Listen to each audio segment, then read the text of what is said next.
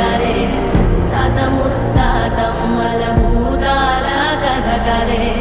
విక్రమాదిత్యుడు చెప్పిన వేదాళుడి కథ కరే దీపము నుండి బియ్యం వచ్చే అల్లావుద్దీన్ కథ కాదే ఇది ముడత చర్మం ముసలి చెప్పే కథ లాంటి నిజమే